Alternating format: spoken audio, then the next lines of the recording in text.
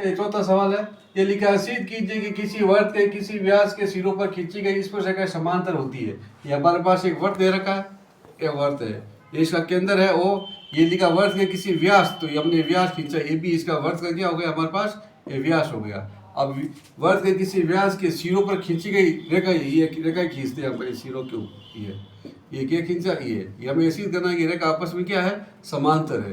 तो यहाँ पर ये स्पर्श करती है यहाँ पर, तो ये पी क्यू और यहाँ लिख दिया आर एस, ये सिद्ध करना है कि पी क्यू आर एस समांतर है। तो सबसे पहले हम लिखते हैं दिया हुआ है, दिया हुआ के अंदर क्या लिखते हैं, वर्त जिसका केंद्र क्या है ओ है, जिसका केंद्र है ओ है, ये वर्त है जिसका केंद्र ओ है। ये भी क्या है, व्यास है, तो ये भी है व्यास है, ये लिखा। और क्या दे रखा है, स्पर्शरेखा, तो ये लिखेंगे पी क्यू और आर एस, ये स्पर्शरेखा, स्पर्शरेखा है, रेखा है जो वर्त को पी ए तथा बी पर स्पर्श करती है, ए और बी पर क्या करती है, स्पर्श करती है।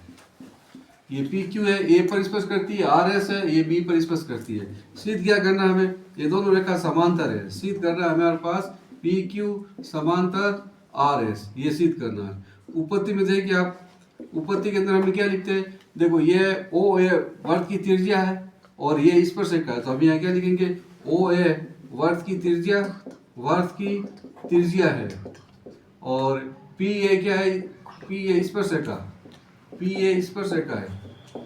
तो इस त्रिज्या व स्पर्शरेखा, त्रिज्या व स्पर्शरेखा क्या होती है, फलस्वरूप लंबवत होती है। लंबवत का मतलब क्या होता है, 90 डिग्री का कोण होता है, लंबवत होती है।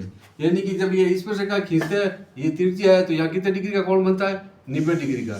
तो यहाँ लिखिए कोण 1 और यहाँ लिखेंगे कोण 2, तो लिखेंगे कोण ए का मान 90 डिग्री का, समीकरण 1।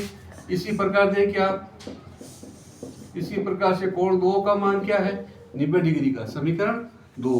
अब हम लिखते हैं समीकरण 1 और 2 को जोड़ते हैं, समीकरण 1 में समीकरण 2 को जोड़ने पर तो कोण 1 प्लस कोण 2 बराबर 180 डिग्री।